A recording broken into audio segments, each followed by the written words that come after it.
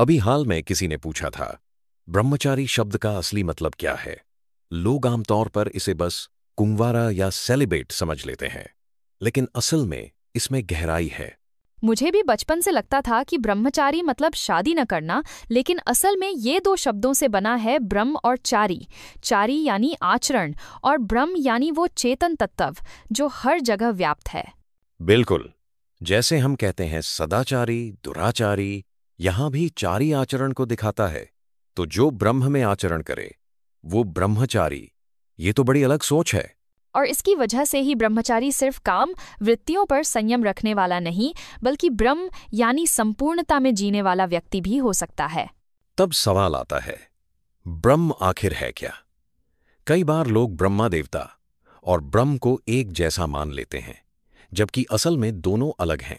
बिल्कुल, ब्रह्मा तो सृष्टि के रचयिता हैं, लेकिन ब्रह्म का मतलब वो चेतना है जो हर सृष्टि में, हर जीव में, हर जगह व्याप्त है, चाहे वो नदी हो, पेड़ हो या कोई जंतु।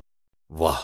इसीलिए तो हम गंगा, यमुना जैसी नदियों को पूजते हैं, क्योंकि उनमें भी चेतना मानी जाती है। हमारे यहां तो हवा, आकाश, हर तत्व को ब्रह्म के रूप में ही देखा गया है। और सिर्फ बाहरी रूप में नहीं, जो दिखता नहीं वो भी ब्रह्म है। अब इस नजरिए से देखें तो ब्रह्मचारी का मतलब तो और भी व्यापक हो जाता है। अब जब ब्रह्म इतना व्यापक है, तो असली ब्रह्मचारी कौन है? क्या वो जो सिर्फ शारीरिक रूप से संयम रखता है? सीधे शब्दों में कहें तो नहीं।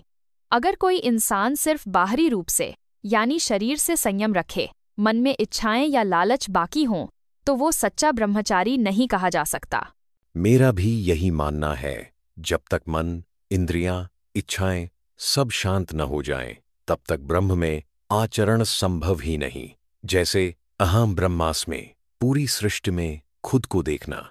इसमें बड़ा फर्क है। शारीरिक संयम आसान है, लेकिन मन को पूरी तरह ब्रह्म में विलीन करना वही असली ब्रह्मचर्य है। इतना सब सुनकर कई बार लगता है ये बातें तो गूढ़ हैं, लेकिन रोजमर्रा जिंदगी में ब्रह्मचर्य का क्या मतलब रह जाता है? मुझे लगता है इसका असल मतलब है हर चीज में वही चेतना देखना, अपनी इच्छाएं, लालच, वासना वगैरह से ऊपर उठना। जैसे सिर्फ स्वाद के लिए कुछ खाना भी ब्रह्मचर्य के आड़े आ सकता है। मतलब ब्रह्मचर्य सिर्फ एक रिलेशनशिप स्टेटस नहीं, बल्कि अपने मन की सफाई, अपनी प्रवृत्तियों पर नियंत्रण और खुद को व्यापकता से जोड़ना है। यही वजह है कि असली ब्रह्मचारी वो है जो हर पल अपने विचार, भावनाओं और कर्मों में ब्रह्म को अनुभव करे। ये सोचकर याद आया, अक्सर परब्रह्म और गुरु की भी बात होती है। तो ब्रह्मचारी और इन दोनों में क्या कनेक्शन है? पर ब्रह्म यानी ब्रह्म से भी ऊंचा, जो गुरु तत्व में समा जाता है। ब्रह्मचारी असल में उसी साधना की ओर बढ़ता है जहां वो ब्रह्म के साथ साथ परब्रह्म की ओर भी अग्रसर हो सके। मतलब गुरु वो है जो स्वयं ब्रह्म से भी आगे की स्थिति में विराजमान होता है, और ब्रह्मचारी उस स्थिति तक पहुंचने का अभ्यास करता रहता है। सही कहा। और ये सफर हर इंसान के लिए अलग हो सकता है, लेकिन उसके मूल में है समग्रता और चेतना की खोज।